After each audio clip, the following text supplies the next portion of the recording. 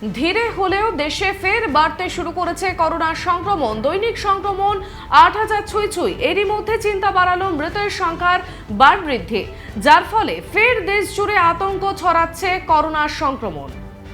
এই মুহূর্তে বাংলায় অ্যাক্টিভ রোগীর সংখ্যা ৩৪০ জন, যার মধ্যে হাসপাতালে ১৮ জন রয়েছে। স্বাস্থ্য ভবন সূত্রের খবর, গত ২৪ ঘন্টায় আক্রান্তদের মধ্যে সবচেয়ে বেশি মানুষ কলকাতায়, এরপরে উত্তর ২৪ পরগনা। সংক্রমণের তালিকায় রয়েছে দক্ষিণ ২৪ পরগনা, হুগলি, পূর্ব বর্ধমান ও কালিম্পং। অন্যদিকে ভয় ধরাচ্ছে দেশের দৈনিক করোনা চিত্র।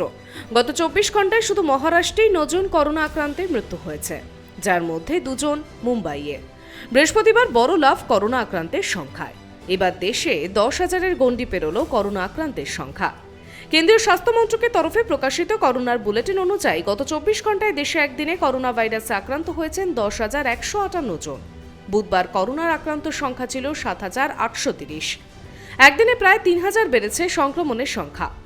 আর আজ গত ৭ মাসের সব রেকর্ড ভেঙে দিয়েছে করোনা আক্রান্তের সংখ্যায়। কেন্দ্রীয় স্বাস্থ্য মন্ত্রকের প্রকাশিত তথ্য অনুযায়ী গতকালের থেকে ৩০% বাড়ল কোভিড আক্রান্তের সংখ্যা। দেশে বর্তমানে সক্রিয় রোগীর সংখ্যা বেড়ে হল ৪৪,৯৯৮। বর্তমানে দেশে দৈনিক পজিটিভিটি রেট রয়েছে ৪.৪২%, আর সপ্তাহের নিরিখে এই হার ৪.২%। তবে আক্রান্তের সংখ্যা বাড়লেও সুস্থতার হার ভরসা দিচ্ছে। বর্তমানে দেশে সুস্থতার হার রয়েছে ৯৮.৭১%। বিশেষজ্ঞরা বলেছেন, আগামী ১০ থেকে ১২ দিন করোনা আক্রান্তের সংখ্যা বাড়তেই থাকবে। আসলে এই মহামারী অ্যান্ডেমিক পর্যায়ে এসেছে।